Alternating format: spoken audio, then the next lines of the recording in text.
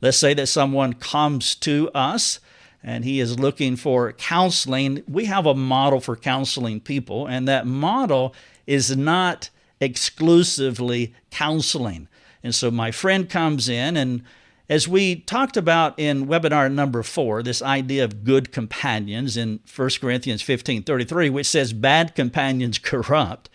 But what I've done, I've flipped it around, and I said, well, bad companions corrupt, then good companions can be good and therefore can be redemptive. Therefore, what we want to do when we are counseling folks is we want to build a community around them. And so when people come to me for counseling, this is the type of community that I try to build around an individual. Some people really like this. Other people aren't as responsive to it. But I do share this with folks, not necessarily in a graphic form, but it is communicated. Obviously, the first good companion that they are receiving is personal counseling, and that's why they came to me. But I try to encourage them immediately that you want to find a friend. Even better, you bring your friend with you to counseling, but you want to be sharing with that friend. That friend needs to know everything that you have heard in counseling, all the things that you are learning, and what you are doing is that you're actually building a replacement for me. I want to go away. Counseling is a temporary season for sanctification to happen, but sanctification needs to happen all your life.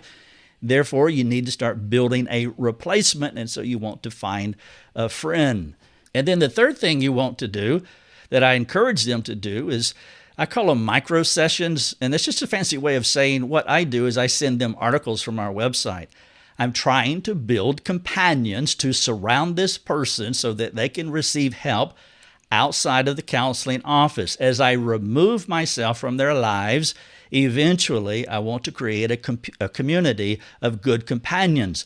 We have hundreds and hundreds of articles on hundreds of topics. Whatever is happening under the sun, we probably have an article about it. And so I send them these 2,000-word articles and podcasts.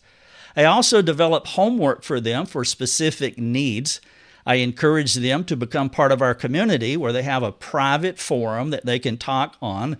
They can begin to build a cyber community as they are building this real world community in their life. Plus, they have access to a whole lot more resources. I encourage them to get in a small group so they can start doing life with people within their local church. I encourage them to participate in all the church meetings of the church, which can be Sunday morning and many men's meetings, ladies' meetings, and all types of things that are going on in the local church.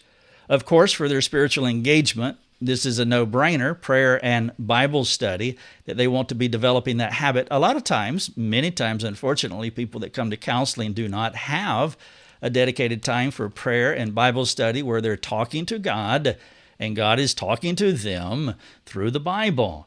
And then the last point in these good companions, as it applies to our counseling model, is sharing with others. This is a huge point. The teacher learns more than the student. And if the person that I am counseling can articulate these ideas, can replicate these ideas in another person, they're not only going to own the ideas, but the ideas are going to own them. And so it is imperative that this person is not being a Dead Sea where they are receiving all of this sanctification help and they're not disciple making. And I promise you that as they get out there in the field and they begin to export the things that they have learned, as Paul said in 2 Timothy 2:2, commit to faithful men who can teach others.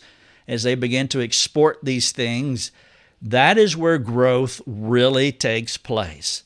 Growth happens when you start becoming a disciple maker. And unfortunately, many people don't have this view. They come to counseling to get better.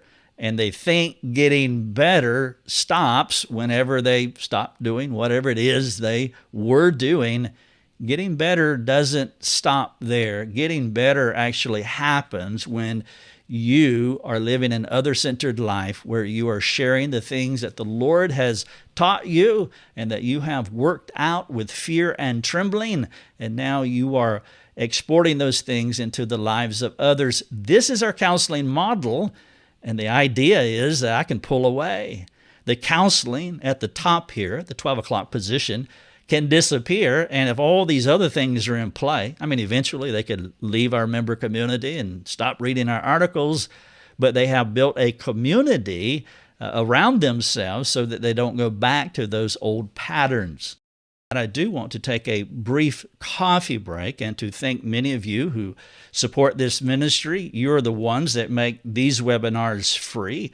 You're the ones that cause our resources to go around the world every day and reach hundreds of thousands of lives. And I want to thank you for supporting our ministry, $5 a month, $50 a year.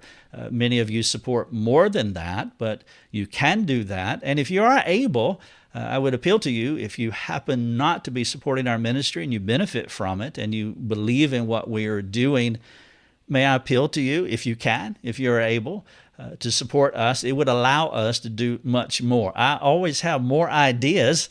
There are always more needs than we are able to fulfill, and we only fulfill them when we have the ability to do it. And so if you're able to help us, I would encourage you to pray about that. And if you believe that's God's will, would you support us? Thank you so much for listening to my coffee break.